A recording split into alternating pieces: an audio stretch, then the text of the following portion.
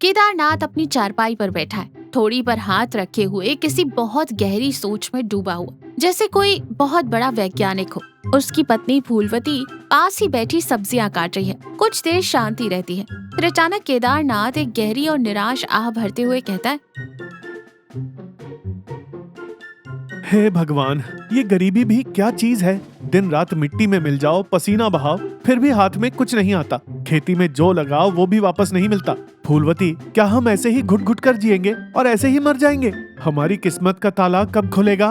फूलवती चाकू नीचे रखकर थोड़ी झुंझलाहट के साथ कहती है, सुबह सुबह फिर से शुरू हो गए आप। जो है उसमें सुकून से जीना क्यों नहीं सीखते? क्या परेशानी है आपको? 3 वक्त की रोटी तो मिल रही है ना। हम कोई शहर के बड़े सेठ तो है नहीं जो तिजोरियां भरनी है। और वैसे भी आज तक आपके किसी भी महान प्रयोग से हमें कोई फायदा नहीं हुआ है।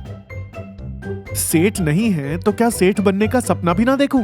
क्या हमेशा वही पुरानी घिसी पिटी जिंदगी जीनी है? इस बार मेरे पास एक ऐसा कमाल का आइडिया है कि एक ही झटके में हमारी और इस गांव की किस्मत बदल जाएगी। फूलवती हंसते हुए और थोड़ा व्यंग से कहती है, रहने दीजिए महाराज। मैं हाथ जोड़ती हूँ। मुझे पता है फिर से कोई खुराफाती और अजीब आइडिया आया होगा आपके दिमाग में। पिछली बार क्या कहा था आपने? शहर से रंग बिरंगे छाते लाऊंगा, बारिश में बेचेंगे तो पैसों की बारिश होगी। क्या हुआ उसका? जब छाते खोले तो वो हवा में उल्टे हो गए। ना बारिश से बचाया ना धूप से। हमारे बचे कुचे पैसे भी डूब गए। हमें नहीं चाहिए आपके नए आइडिया। अरे फूलवती, उस छाते वाले व्यापार में मेरी गलती थोड़ी थी। उस दिन हवा ही कुछ ज्यादा तेज चल रही थी। मैं कोई मौसम विभाग वाला थोड़ी हूँ जो सब पहले से जान लूं। लेकिन इस बार का प्लान बिल्कुल पक्का है, कोई रिस्क नहीं है। हमारी जो वो मेन रोड के पास वाली छोटी सी खाली जमीन है ना, मैं सोच रहा हूँ वहाँ एक ढाबा खोल लूं। फूलवती हैरानी से कहती है, ढाबा? आपका दिमाग तो ठीक है। गांव के नुक्कड़ पर पहले से ही 3-3 ढाबे खड़े हैं। शहर से आने वाली सारी गाड़ियाँ और बसें वहीं रुकती हैं। उनके पास बड़ी बड़ी लाइटें, बढ़िया कुर्सियाँ, सब कुछ है। आपकी इस छोटी सी जमीन और धूल फाकते ढाबे पर कौन रुकेगा और क्यों रुकेगा? केदारनाथ मूंछों पर ताव देते हुए और आंखों में चमक के साथ कहता है, क्यों रुकेंगे? क्योंकि मेरा ढाबा उन लोगों की तरह 4 दीवारों वाला कोई साधारण ढाबा नहीं होगा फूलवती। मेरा ढाबा एक अजूबा होगा। लोग उसे देखकर मंत्रमुग्ध हो जाएंगे। दूर से ही गाड़ियों के ब्रेक अपने आप लग जाएंगे ची करके। फूलवती पूरी तरह कंफ्यूज होकर कहती है, अजूबा ढाबा? मतलब क्या आप ढाबे के नीचे पहिए लगाने वाले हैं? नहीं पगली, मैं अपना ढाबा एक बड़े, बहुत बड़े समोसे के आकार का बनाने वाला हूँ। हाँ फूलवती, समोसा ढाबा। तुम बस अब बिना कुछ सोचे उस पुदीने की चटनी को पीसने पर ध्यान दो। मेरा यकीन करो, ये समोसा हमारी जिंदगी बदल देगा। केदारनाथ गज्जू मिस्त्री को एक कागज पर डिजाइन बनाकर समझा रहा है। गज्जू मिस्त्री के चेहरे के भाव ऐसे हैं जैसे उसके दिमाग के फ्यूज उड़ गए हों। समझे गज्जू भाई, मुझे वो पुरानी डिजाइन वाला चौकोर कमरा नहीं चाहिए। नीचे से चौड़ा होना चाहिए और ऊपर जाकर नुकीला हो जाना चाहिए। कम से कम 20 फुट ऊंचा समोसा, बिल्कुल कुरकुरा आकार दिखना चाहिए। गज्जू मिस्त्री अपना सिर खुजलाते हुए रोनी सूरत बनाकर कहता है, केदारनाथ भाई, मैं 20 साल से ईंट और सीमेंट का काम कर रहा हूँ। मैं मकान बना सकता हूँ, बाउंड्री वॉल बना सकता हूँ, चाहो तो मंदिर का गुम्बद भी बना दूंगा। पर ये क्या बला है भाई? मैं राजमिस्त्री हूँ, किसी हलवाई की दुकान का कारीगर नहीं। मैं ईंटों से समोसा कैसे छानूंगा? और अगर बना भी दिया और वो टेढ़ा हो गया तो? केदारनाथ, अरे यही तो तुम्हारे टैलेंट के बाहर आने का सही मौका है गज्जू भाई। ठीक है, किसी तरह वो अजीब सी शक्ल तो खड़ी कर ही दूंगा। पर ये बताओ, अंदर लोग बैठेंगे कहाँ? अगर सारी दीवारें तिरछी होंगी तो क्या ग्राहक अपने सिर दीवारों से नहीं फोड़ेंगे? और इसका रंग कैसा होगा? आलू की सब्जी जैसा रंग पोत दूं क्या? वो सब मेरी सिरदर्दी है। अंदर बहुत जगह निकलेगी, तुम चिंता मत करो। तुम लोहे के सरियों से तिकोना जाल बनाओ और उस पर सीमेंट का लेप लगाओ। उस पर मैं खुद बढ़िया भूरा और पीला रंग मिलाकर पुतवाऊंगा। बिल्कुल तेल में तले हुए गरम समोसे जैसा दिखना चाहिए। काम शुरू करो गज्जू भाई, ये ढाबा पूरे राज्य में मशहूर होने वाला है। केदारनाथ अपने दोस्त धर्मपाल के साथ चाय पी रहा है। धर्मपाल के चेहरे पर साफ हंसी और व्यंग दिख रहा है। चाय की चुस्की लेते हुए वो कहता है, क्या यार केदारनाथ, पूरे गांव में ढिंढोरा पिट रहा है कि तू मेन रोड पर कोई अजूबा खड़ा कर रहा है। कोई कह रहा है कि तूने एलियंस का स्पेसशिप बनाया है, कोई कह रहा है मिस्र का पिरामिड खड़ा कर दिया है। अरे भाई, वो पहलवान ढाबे वाले के यहाँ भी लोग नहीं जा रहे हैं आजकल। तेरे सजूबे में कौन आएगा? केदारनाथ। आएंगे धर्मपाल, सब आएंगे। वो कोई स्पेसशिप नहीं है, ना ही कोई पिरामिड है। मेरे ढाबे की शक्ल देखते ही लोगों के मुंह में पानी आ जाएगा। वो एक बहुत बड़ा गर्मा गर्म समोसा है। धर्मपाल के गले में चाय अटक जाती है। अरे बाप रे, समोसा ढाबा! मुझे तो लगता था तू सिर्फ सपने देखता है, पर तू तो सच में पागल हो गया है मेरे भाई। लोग समोसे के अंदर बैठकर समोसा खाएंगे। हाँ बिल्कुल, यही तो मेरा नया कॉन्सेप्ट है। और सोच, अगर किसी रात को ग्राहकों को बहुत जोरों की भूख लग गई तो वो तेरे ढाबे की दीवारें ही ना चबा जाए। कम से कम ढाबे के बगल में एक चटनी के आकार का बाथरूम भी बनवा देना भाई। कल को तुझे देखकर गांव का कोई और आदमी जलेबी के आकार का घर बना लेगा। हमारा गांव गांव कहाँ रहेगा, मिठाई की दुकान बन जाएगा। केदारनाथ थोड़ा गंभीर होकर कहता है। तू अभी मजाक उड़ा ले मेरे दोस्त। जो लोग दुनिया से कुछ अलग सोचते हैं, दुनिया पहले उन्हें पागल ही कहती है। तू खुद देखना, जब लोग उस समोसे को देखेंगे तो उनकी गाड़ियों के ब्रेक अपने आप लग जाएंगे। उस दिन मैं मुस्कुराऊंगा और तू हैरान खड़ा देखता रहेगा। ढाबा बनकर तैयार हो चुका है। रोड के किनारे एक विशाल 20 फुट का समोसा खड़ा है। उस पर बिल्कुल तले हुए समोसे जैसा पीला भूरा रंग है। ऊपर एक बोर्ड चमक रहा है, समोसा ढाबा। शक्ल अजूबा, स्वाद लाजवाब। केदारनाथ और फूलवती सुबह से इंतजार कर रहे हैं। अब दोपहर हो चुकी है, एक भी ग्राहक नहीं आया। फूलवती बेचैनी से इधर उधर टहलते हुए कहती है, केदारनाथ जी, मुझे अब बहुत डर लग रहा है। दोपहर ढल रही है, एक परिंदा भी नहीं फड़फड़ाया यहाँ। हमारे पास जो भी जमा पूंजी थी, मेरे थोड़े बहुत गहने और वो जमीन पर लिया गया कर्ज, सब इसमें लगा दिया। अगर आज कोई नहीं आया तो कल से हम सड़क पर आ जाएंगे। मुझे लगता है आपकी बात मानकर मैंने जिंदगी की सबसे बड़ी भूल कर दी है।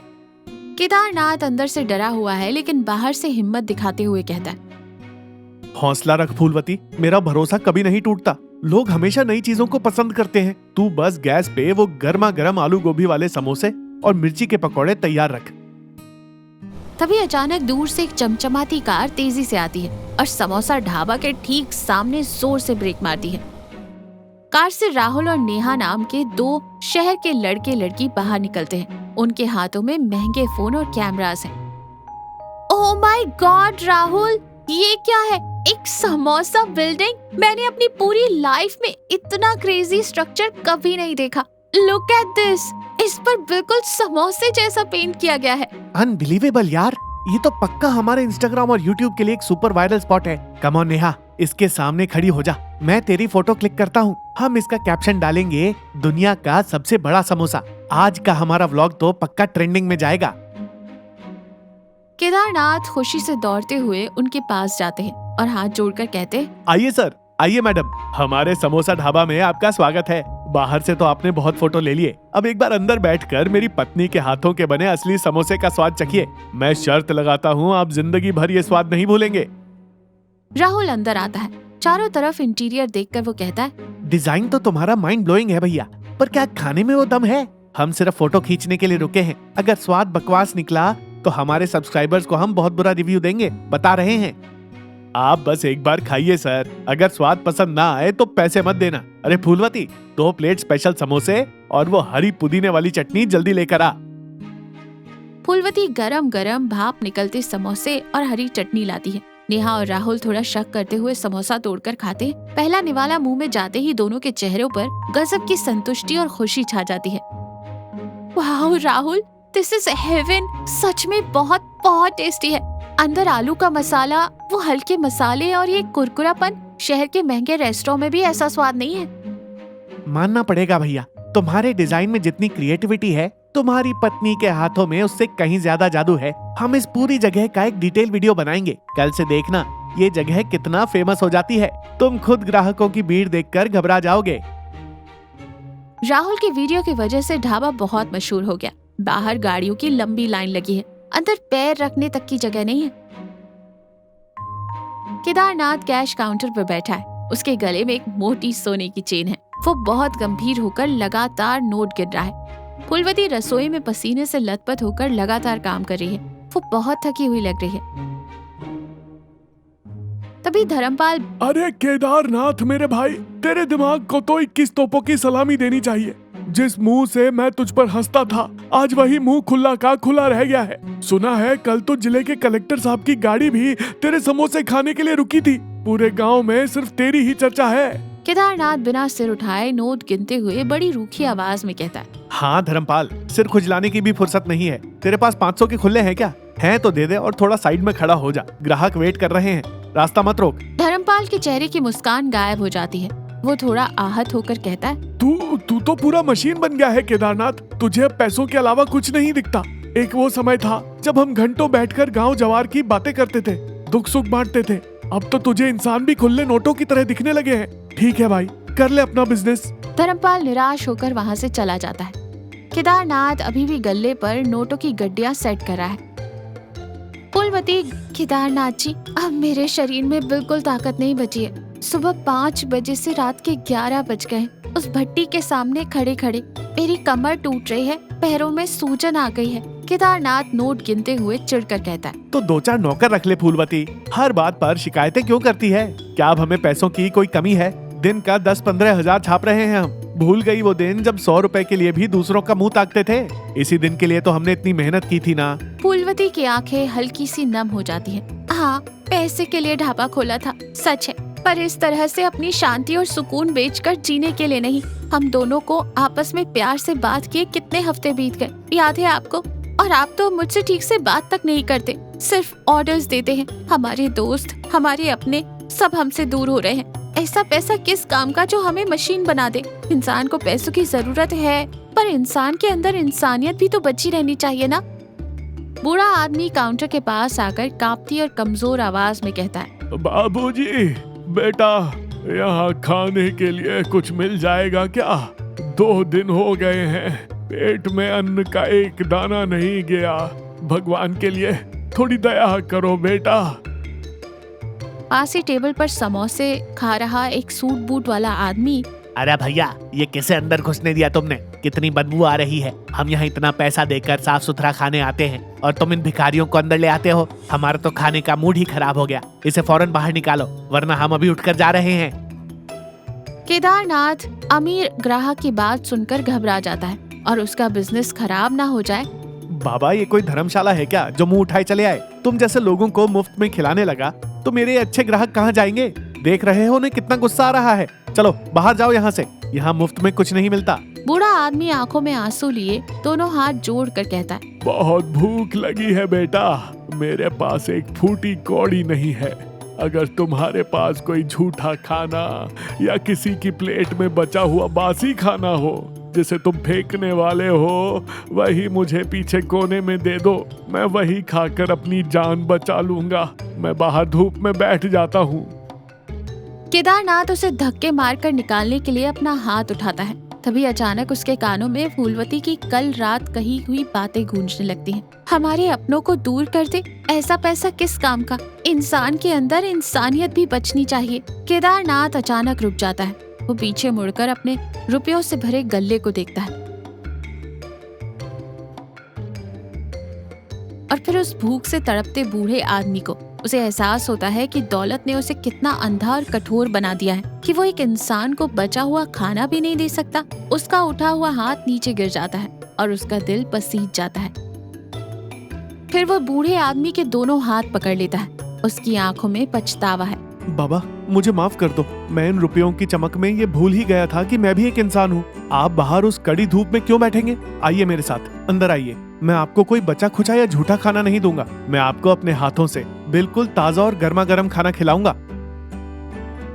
केदारनाथ उस अमीर ग्राहक की तरफ पलटकर सख्त आवाज में कहता है। सर, अगर आपको तकलीफ है तो आप जा सकते हैं, लेकिन ये बाबा आज यहीं इसी टेबल पर बैठकर खाएंगे। फिर केदारनाथ दौड़कर रसोई में जाता है। एक बड़ी सी थाली में ताजा चावल, 2 तरह की सब्जी, दाल और मिठाई सजा कर लाता है। फूलवती ये देखकर हैरान है। उसकी आंखों में खुशी के आंसू हैं। वो तुरंत एक गिलास ठंडा पानी लेकर आती है।